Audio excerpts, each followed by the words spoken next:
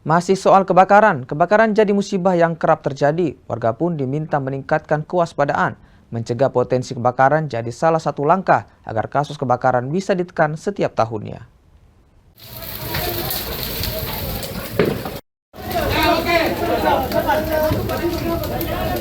Kebakaran hebat ini terjadi beberapa hari lalu, tepatnya 16 Februari 2026. Kobaran api menghanguskan 7 rumah warga di Jalan Sangir, Kecamatan Wajo, Kota Makassar, Sulawesi Selatan. Satu dari 7 rumah warga yang ludes merupakan milik petugas pemadam kebakaran. Api melalap rumah dengan cepat lantaran bahan bangunan yang terbuat dari kayu. 3 hari berselang, amukan si jago merah kembali. Kali ini, sebuah rumah di Jalan Perintis Kemerdekaan yang dilalap kobaran api.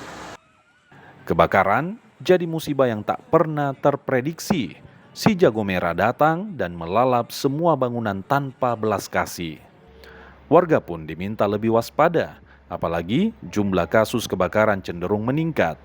Di tahun 2025 lalu, ada 258 kasus kebakaran. Penyebarannya beragam dari ledakan gas hingga korsleting listrik. Ada 258 kasus dan penyebabnya tentu beraneka macam dan di situ mungkin diakibatkan oleh arus pendek, bisa juga kemudian gas. Salah satu penyebab kebakaran terbanyak akibat korsleting listrik. Kelalaian bisa jadi pemicunya. Pemeriksaan instalasi listrik yang tak rutin bisa jadi pemicu hubungan pendek arus listrik.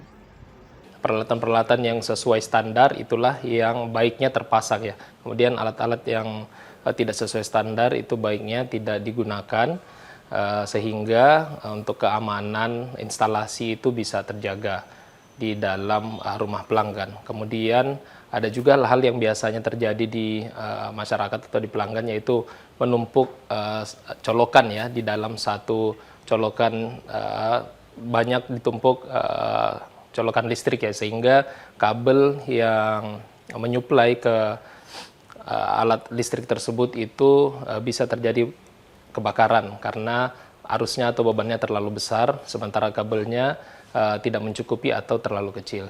Jadi itu adalah salah satu hal yang bisa diperhatikan. Kemudian juga khususnya di saat-saat seperti ini yang musim hujan dan banjir ya, di mana biasa banyak air atau rembesan yang mendekati alat-alat elektronik atau colokan listrik, itu juga diperhatikan karena tentunya alat elektronik sangat peka terhadap sentuhan air. Jadi masyarakat dihimbau untuk tetap memonitor atau mengecek peralatan listrik serta instalasi yang ada dalam rumahnya.